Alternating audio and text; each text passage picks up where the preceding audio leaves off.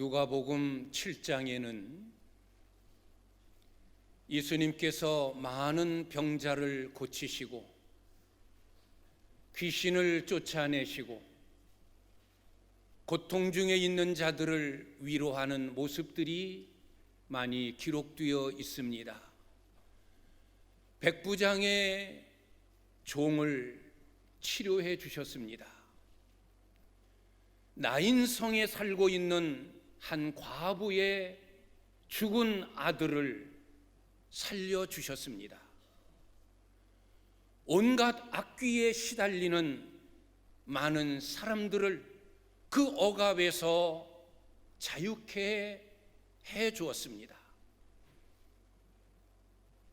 걷지 못하는 자를 일으켜 걷게 하시고 눈먼 맹인을 눈떠 보게 하시고 이런 많은 기적들을 행하게 되어지자 세례 요한의 제자들이 세례 요한을 찾아갑니다. 이 세례 요한은 지금 헤롯 왕의 음모로 옥에 갇혀 있습니다. 옥에 갇혀 있는 자기의 스승 세례 요한을 제자들이 찾아갑니다. 그리고 지금 세상에서 벌어지고 있는 일들, 그동안 세례 요한에게 쏠렸던 수많은 군중들이 이제는 한 사람 한 사람 예수에게로 돌아오는 그런 일들로 세례 요한의 제자들은 위기감을 가지고 옥에 갇혀 있는 자기의 스승 세례 요한을 찾아갑니다. 그리고 지금 밖에서 벌어지고 있는 일들을 그대로 고하는 겁니다. 지금 이런 일들이 벌어지고 있습니다. 수많은 사람들이 예수를 따르고 예수를 좇고 있습니다. 그때 세례 요한이 제자에게 이야기합니다. 너희가 예수에게로 가서 물어보라. 구약 성경에 오신다라고 약속한 메시아가 당신입니까? 라고 물어보아라. 아니면 우리가 다른 사람을 기다려야 되겠습니까? 라고 질문해 봐라. 라고 두 제자를 예수님에게로 보냅니다. 자기의 스승 세례 요한의 청을 받은 두 사람이 예수님을 찾아가 그대로 믿습니다.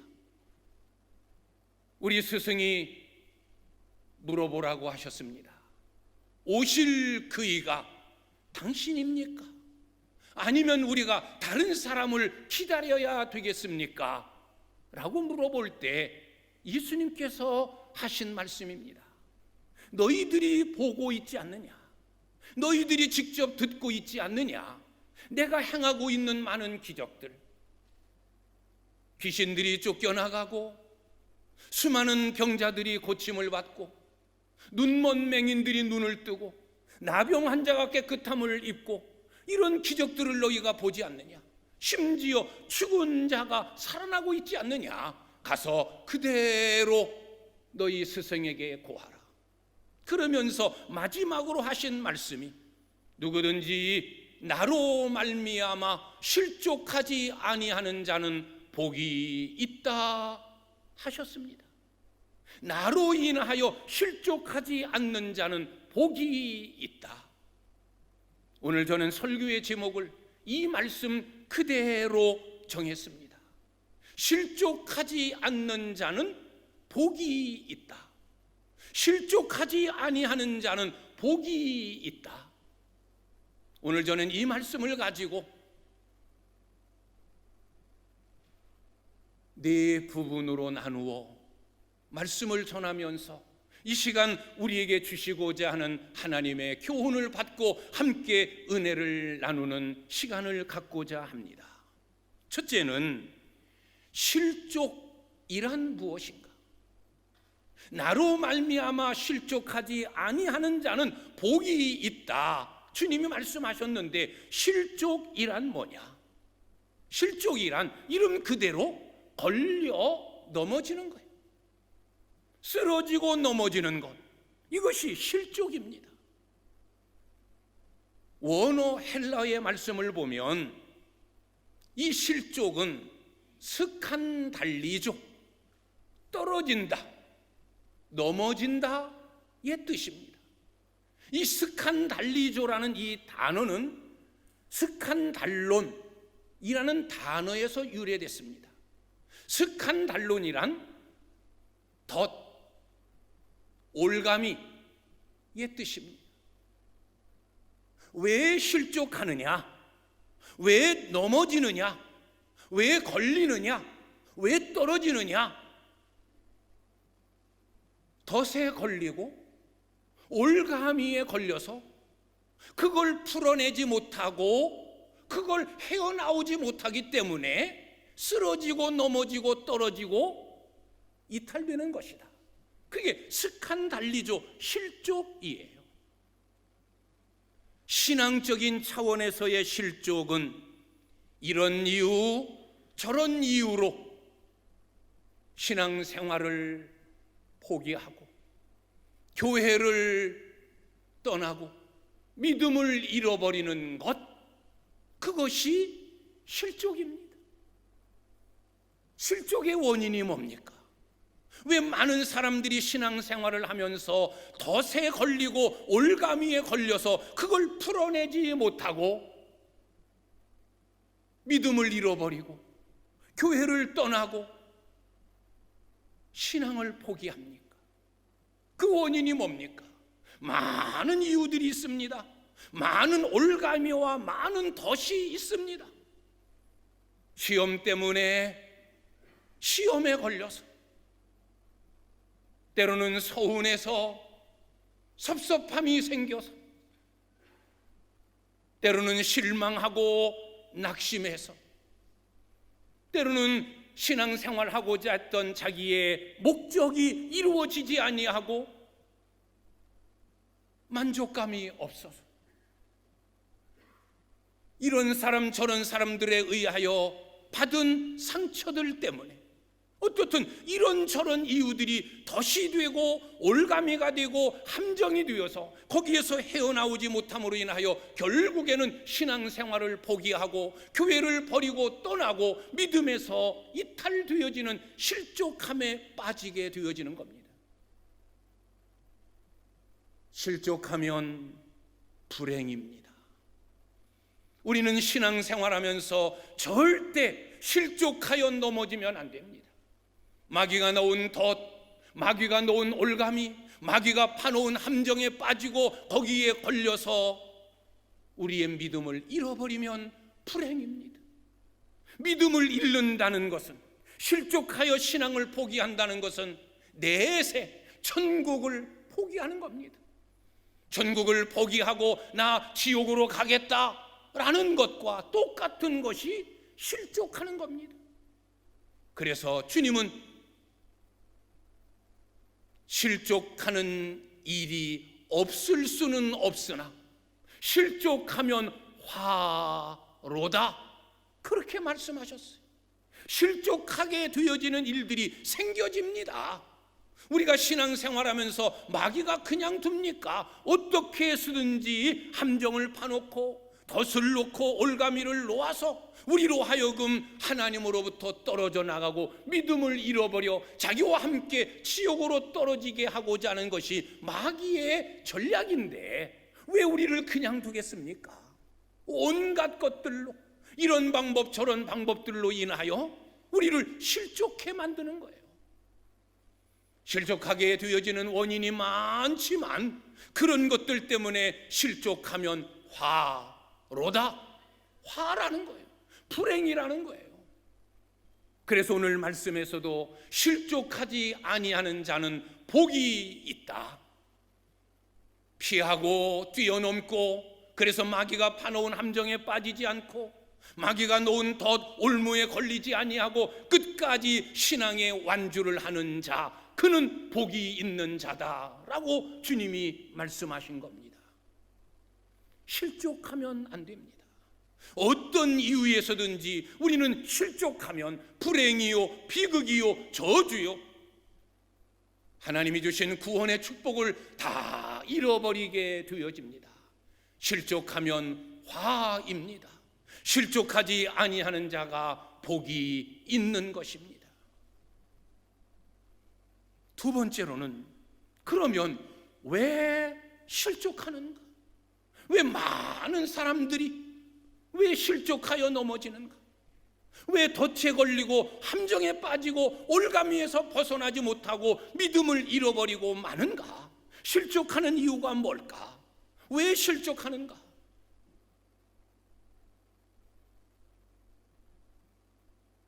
저는 지난 주간 교계 신문을 보면서 거기에 기록된 기사 하나를 주목하여 보았습니다. 코로나19 시대를 지나면서 가난한 교인들의 수가 더 많아져 간다는 거예요. 이 가난한 교인이 뭡니까? 새로 생겨진 신조어예요. 가나안 교인. 우리가 생각하는 가나안, 상징적으로는 천국, 젖과 우리를 흐르는 땅, 이스라엘 민족이 그토록 고생하며 40년을 방황하다가 하나님의 은혜로 차지했던 그 가나안. 그런데 가나안 교인이라는 이 의미는 부정적인 의미로 사용되어지고 있어요. 가나안 교인이란 자기 스스로 나는 크리스찬이다,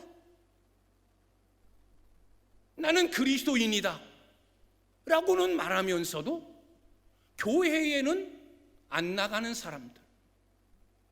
누가 물어도 당신 종교가 뭡니까? 예, 나는 기독교입니다, 나는 그리스도인입니다, 나는 크리스찬입니다 라고 자신 있게 이야기하면서도 교회는 안 나가는 사람이에요. 여기 가나안, 이 가나안을 거꾸로 읽으면 안 나가예요. 안 나가. 나는 그리스도인이지만, 나는 크리스찬이지만 교회에는 안 나가. 이게 가나안 교인이에요. 가나안 교인들이 더 많아지고 있다는 거예요. 그리고 거기에 덧붙여 2030 세대들이 자꾸 교회를 떠나고 있다는 거예요. 왜 젊은 세대가 교회를 떠날까? 왜 젊은 세대가 교회를 버리고 떠날까? 그 이유가 뭘까? 그 이유를 7, 8가지로 지적을 해놨어요. 이런 이유들 때문에, 어떤 사람은 이것 때문에, 어떤 사람은 이런 것 때문에 7, 8가지의 이유를 대놓았어요. 이런 것 때문에 2030 세대들이, 젊은 세대들이 교회를 떠나고 있다. 한마디로 말하면 그 7, 8가지를 하나로 집약하면 실망해서 그래서 교회를 떠난다는 거예요. 교회에 실망해서, 목사에게 실망해서, 먼저 믿은 많은 사람들에게 실망해서, 우리 부모님은 믿음을 가진 장로님이고 안수집사님이고 권사님인데 우리 부모님에게 실망해서,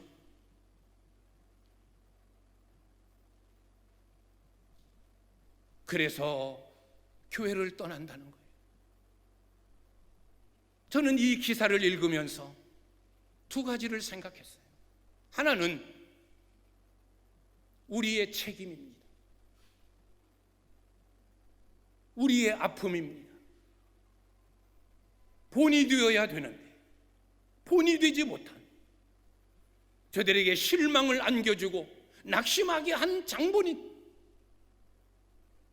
기성세대인 우리, 목사요, 장로요, 권사요, 교회의 중직자들, 그들에게 본이 되어서 이렇게 하나님을 섬기고 이것이 교회고 이렇게 주님을 섬겨야 되어진다라는 것을 교회 안에서, 세상 속에서, 가정의 삶을 통해서 보여줬어야 되는데 보여주지를 못했어요. 분명히 교회의 책임이고 목사의 책임이고 부모의 책임임에 틀림이 없어요. 우리의 책임 때문이다. 반성해야 된다. 교회가 바로 서야 되고, 목사가 바로 서야 되고, 중직자들이 바로 서야 되고, 믿음의 부모들이 바로 서야 된다. 그래야 젊은 세대들이 떠나는 이 교회의 위기를 막을 수 있다. 그리고 또 하나 생각한 것은, 저들은 믿음의 본질, 교회의 본질을 모르고 있구나. 왜 믿는지, 왜 신앙생활을 하는 건지, 왜 교회에 나와야 되는지, 무엇 때문에 예수님을 믿는지, 그 본질을 잃어버렸구나. 믿음의 본질을 알았더라면, 예수 믿는 이유와 목적을 분명히 알았더라면, 그 어떤 이유로 실망하고 낙심해도 그걸 다 뛰어넘고 그걸 극복하고 그 어려움을 이겼어야 되어지는데, 마귀가 가져나온 덫, 파놓은 함정, 그런 것에 결겨 스스로 실족하고 스스로 넘어지고 스스로 교회를 떠났구나.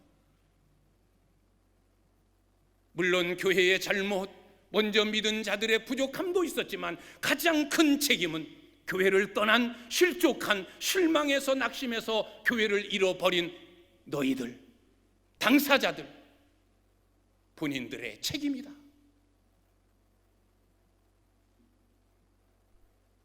물론 교회를 옹호하고 목사, 장로, 우리 중직자, 우리 믿음의 사람들의 책임을 회피하고자 함이 아니라, 더 큰 책임은, 더 큰 문제는 이런저런 이유들로 실족하여 교회를 떠나는 그들에게 있는 겁니다. 믿음의 본질이 무엇입니까? 구원과 영생이에요. 예수님을 믿는 믿음의 목적이 구원과 영생이에요. 땅의 것을 얻고 내 기분을 충족시키고 내 욕구를 만족시키고, 그러기 위해서 교회에 오고 그러기 위해서 신앙생활하고 그러기 위해서 예수 믿는 것이 아니라, 영원한 천국, 죄사함 받고 구원받아 하나님의 자녀가 되어지고 내세를 준비하는 삶, 이것이 신앙생활의 목적이요, 이것이 믿음을 가진 이유요, 목적이라는 겁니다.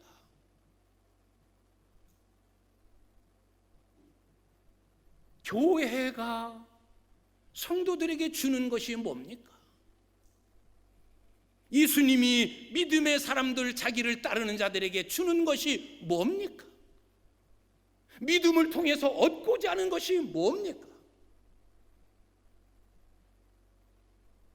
교회가 교회로 나오는 무리들에게 주고자 하는 것, 세상적인 것이 아니에요. 세상적인 빵이 아니에요. 명예가 아니에요. 지식이 아니에요. 권력이 아니에요. 세상의 풍요로움이 아니에요. 교회가 교회에 나오는 성도들에게 주는 것은 오직 하나, 믿음을 통한 구원, 믿음을 통한 영생, 믿음을 통하여 천국을 주는 거예요.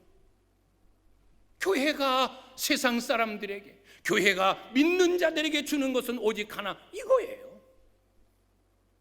예수님을 따르는 자들에게 주시고자 하는 것은 다른 것 아니에요. 구원과 영생이에요. 인간의 힘으로는 벗어날 수 없고 씻어낼 수 없는 죄를 씻어주고, 헤어나올 수 없는 저주와 멸망과 심판으로부터 건져내서 지옥으로부터 천국으로 옮겨주는 것, 이것이 예수님이 하신 일이요, 예수님이 이 땅에 오신 목적이에요. 우리가 믿는 믿음의 목적도 땅의 것을 얻기 위함이 아니에요. 구원과 영생은 오직 교회만이 줄 수 있는 축복이에요. 구원과 영생은 오직 믿음을 통해서만이 얻을 수 있는 복이에요. 구원과 영생은 오직 예수님만을 통해서 얻을 수 있는 은혜 중에 은혜인 거예요. 그래서 우리가 예수님을 통하여, 교회를 통하여, 믿음을 통하여 구원과 영생을 얻었으면 그건 100% 만족이고 100% 은혜인 거예요. 더 바랄 것이 없는 거예요. 우리가 그것 때문에 교회 다니고 그것 때문에 예수 믿고 그것 때문에 믿음을 가진 것인데, 믿음을 가진 목적대로, 교회에 나온 목적대로, 예수님을 믿은 목적대로 구원, 영생, 천국 소유했으니 그 이상 뭘 더 바랍니까? 이미 예수님은 다 주셨고, 이미 교회는 우리에게 이미 다 주었고, 우리는 믿음을 통해서 다 얻었습니다. 그런데 땅의 것 이루지 못한다고, 내가 이것 때문에 교회 나온 게 아닌데 다른 목적을 바라고 교회에 왔는데 그 목적이 이루어지지 않고 내 욕구가 충족되지 않았어. 실망, 낙심,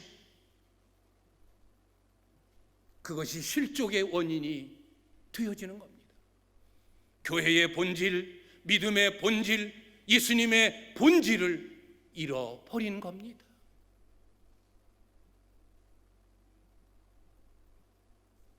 초대교회의 믿음의 사람들의 모습을 보십시오. 그들은 예수님을 통해서 뭘 얻었습니까? 그들이 감옥에 가고 굶주리고 매맞고 순교당하면서 예수님을 통해서 얻은 게 뭡니까? 예수님을 통해 얻은 것은 없어요. 다 잃어버렸어요. 가족도 잃어버리고 자기의 행복도 잃어버리고 심지어는 자기의 생명도 다 잃어버렸어요. 오직 예수님을 통해서 얻은 것은 하나, 구원, 영생이었어요. 그들은 그 구원, 그 영생 하나 얻으려고 온갖 땅의 것을 다 버렸어요. 그 구원, 영생 얻으려고 땅의 것 다 잃어버렸어요.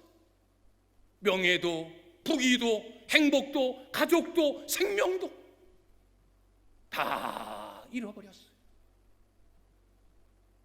사도 바울 얼마나 뛰어난 자입니까? 최고의 학벌을 가진 자입니다. 최고의 열정을 가집니다. 가문도 왕족 출신입니다. 그는 나면서부터 로마의 시민권을 가진 출세 가도를 달리는 자였습니다. 그래서 그는 예수를 알기 전에는 그걸 자랑거리로 여겼습니다. 그는 이력서를 쓸 때마다, 자기의 프로필을 이야기할 때마다 나는 가말리엘 문화생이다, 나는 바리새인이다, 나는 베냐민 지파 사람이다. 세상적인 이력을 자랑했던 그입니다. 그런데 그가 다메섹 도상에서 예수님을 만난 후에는 나는 땅의 모든 것 다 배설물처럼 버리노라. 예수님을 영접하는 순간부터 그는 고생 끝, 행복 시작, 그게 아니라 행복 끝, 고생 시작이었어요. 그러나 그는 그것을 고생으로 여기지 않았어요. 오히려 이전에 땅의 것을 다 가졌을 때의 행복보다 더 큰 행복, 더 큰 기쁨을 가지고 그는 평생을 주님을 위해 살았습니다. 마지막에는 그의 목이 잘려 땅에 곤두박질 치는 그런 피 흘림으로 순교당하고 맙니다. 그는 예수를 통해서 다 잃어버렸어요. 예수 때문에 다 버렸어요. 왜? 천국, 구원, 영생, 그것 하나 얻으려고. 이것이 믿음의 본질이에요. 오늘 저는 새벽 시간에도 히브리서 11장 믿음장을 상고하면서 모세의 믿음을 이야기했어요. 모세, 믿음으로 모세는 바로의 공주의 아들이라 칭함을 거절하고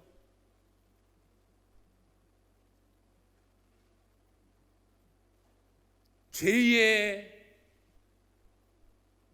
낙을 누림보다 자기의 백성과 함께 고난받기를 더 좋아하고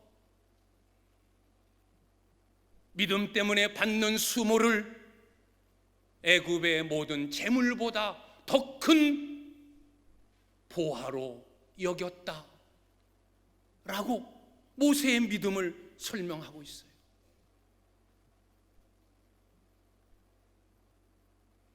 저는 모세를 참 어리석은 사람으로 보았어요. 아니, 왕이 될 수 있는 자리, 왜 그 자리를 포기하느냐? 히브리 민족을 구원해야 되어지는 일,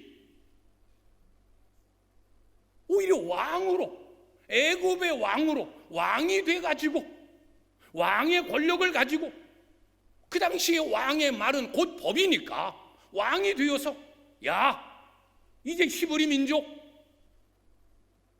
그들에게 자유를 줘라, 자유를 선포했으면 얼마나 좋으냐. 고생할 필요 없고 싸울 필요 없고 일거양득 아니냐. 모세는 왕이 돼서 왕의 권력을 누리고 떵떵거리고 힘있게 그 권력을 누리며 살고, 그 권력의 힘을 빌려서 자기 민족 히브리 민족을 노예에서 해방시키고 자유시키면 얼마나 좋냐. 왜 바보같이 왕 되는 것을 거절하냐?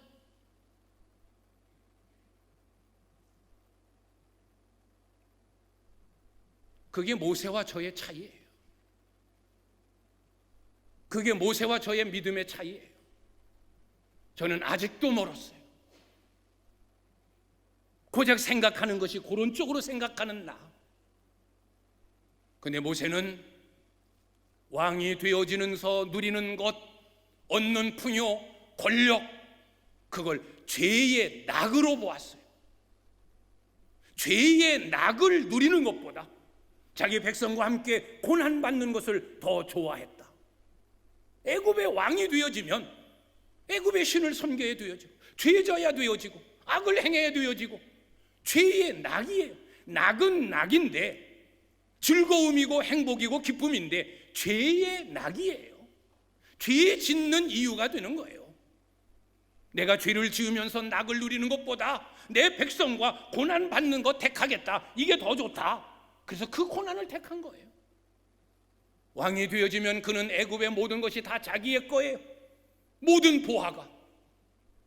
그런데도 오히려 나는 그리스도를 위하여, 믿음을 위하여 수모를 겪는 게 더 낫다. 그게 더 큰 보화다. 그게 하늘의 보화다. 그 땅의 재물, 땅의 보화를 다 버린 거예요. 하늘을 얻고자, 구원을 얻고자, 영생을 소유하고자 다 버렸어요. 이게 믿음이에요. 이게 믿음의 본질이에요. 그런데 실망스럽다고, 누구에게 상처받았다고, 내가 예수 믿은 목적은 이게 아니었는데 내 목적이 달성되지 않았다라고, 그것 때문에 믿음을 잃어버리고 교회를 떠나고 구원을 잃어버리는 것, 이건 어리석음이에요. 주님 말씀한 것처럼 실족함으로 인하여 화를 입는 그런 비극적인 일이라는 겁니다. 우리는 믿음의 본질을 바로 알아야 됩니다.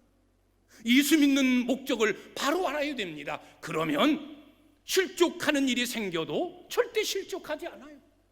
왜? 내가 예수 믿는 목적이 분명한데, 땅의 것이 아닌데, 인간적인 것이 아닌데, 그것 때문에 상처받고, 그것 때문에 시험 들고, 목사 때문에, 장로 때문에, 누구 때문에. 그렇지, 그럴 수 없다는 거예요. 그렇게 안 된다는 거예요. 땅의 것 그게 뭐라고, 섭섭한 그게 뭐라고, 상처받은 게 그게 뭐라고. 더 귀한 구원, 더 귀한 영생을 이미 소유하고 내 손에 움켜쥐고 있는데, 믿음의 목적이 분명해야 됩니다. 신앙생활하는 이유가 더 분명해져야 됩니다. 오늘 이 말씀을 들은 여러분들, 그렇지 않겠지만 절대로 오늘 말씀 듣고서도 이것 때문에 실족하고, 저것 때문에 시험 들고, 이것 때문에 나 싫어, 이것 때문에 못하겠어, 절대로 그러시면 안 됩니다. 실족하면 화입니다. 실족하지 않는 것이 복 중에 복인 줄 믿습니다. 세 번째로는 예수님께서 세례 요한의 제자를 보내신 후에 이제 예수님께서 당신의 제자들에게 세례 요한에 대하여 이야기하십니다. 오늘 24절을 보면 너희가 무엇을 보려고 광야에 나갔더냐? 라고 질문을 하시는 거예요. 너희가 무엇을 보려고 광야에 나갔더냐? 흔들리는 갈대를 보려고 광야에 나갔냐? 화려한 옷을 입고 부드러운 옷을 입은 자를 보려고 광야에 나갔냐? 아니지 않느냐? 그 옛날 세례 요한을 따르던 사람들, 광야에서 외치는 자의 소리가 되었던 회개하라 천국이 가까웠느니라, 이미 도끼가 나무 뿌리에 놓였으니 좋은 열매 맺지 아니하는 나무마다 찍혀 불에 던지우리라 말씀을 전했던 세례 요한, 그는 광야의 사람이었어요. 그래서 그 광야에 있는 세례 요한을 보려고 수많은 사람들이 광야로 몰려든 거예요. 그 많은 사람들이 왜 광야로 나갔습니까? 갈대를 보려고? 광야에는 갈대가 없습니다. 가시덤불, 돌멩이, 거센 바람, 그게 광야에 있는 거지 갈대가 없어요. 갈대 보려고 광야에 나가는 사람 없어요. 화려한 옷을 입고 부드러운 옷을 입은 자를 보려고 광야에 나가는 사람은 없어요. 주님 말씀대로 부드러운 옷, 화려한 옷을 입은 자는 왕궁에 있느니라. 그러면 왜 그토록 많은 사람들이 광야에 나갔더냐? 선지자 세례 요한을 보려고. 세례 요한이 외치는 메시지, 회개하라 천국이 가까웠느니라. 내 뒤에 오시는 그이는 물과 성령으로 세례를 주실 분이다. 나는 고작 물로만 세례를 주는 자이지만 그분은 물과 성령으로 세례를 주실 분이요, 나는 그분의 신의 끈을 풀기도 감당할 수 없는 자다. 오실 메시아에 대하여 그는 증언한 자예요. 무엇을 보려고 광야에 나갔더냐? 라는 이 말씀을 오늘 메시지와 연관시켜 재해석한다면, 너희가 무엇을 보려고 교회에 나왔느냐? 너희가 무엇을 얻으려고 교회에 나왔느냐? 너희가 무엇을 얻고자 예수를 믿느냐? 바람처럼 흔들리는 갈대처럼 이런 것에 쓰러지고 저런 것 때문에 실족하고 갈팡질팡하려고 교회에 나왔느냐? 아니면 부드러운 옷, 화려한 옷, 세상에서 부귀, 영화, 출세, 돈 벌고 떵떵거리려고 교회에 나왔느냐? 아니지 않느냐? 예수 때문에 교회 나온 것 아니냐? 믿음을 통해서 구원 얻고 영생을 소유하고 내세를 준비하고자 교회 나온 것 아니냐? 그게 목적이 아니냐? 그런데 왜 갈대처럼 흔들리느냐? 왜 왕궁에나 있는 그런 것들을 얻으려고 실망하느냐? 아니다, 잘못됐다. 믿음의 목적을 바꾸어라. 믿음의 정체성을 분명히 하라.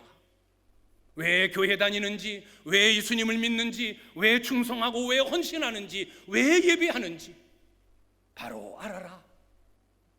그래야 실족하지 않는다. 바로 알아야 됩니다. 무엇을 보려고 광야에 나갔더냐? 무엇을 얻으려고 교회에 나왔느냐? 무엇 때문에 예수를 믿느냐? 구원과 영생이다. 이미 너희는 예수를 통하여 믿음을 통해서 이미 구원과 영생, 천국을 소유하지 않았느냐? 그러면 된 것이다. 너희가 얻고자 하는 것 얻은 거다. 이제 남은 삶은 헌신이다. 미국의 35대 대통령 존 F 케네디, 그가 취임 연설에서 유명한 연설을 했습니다. 국민 여러분,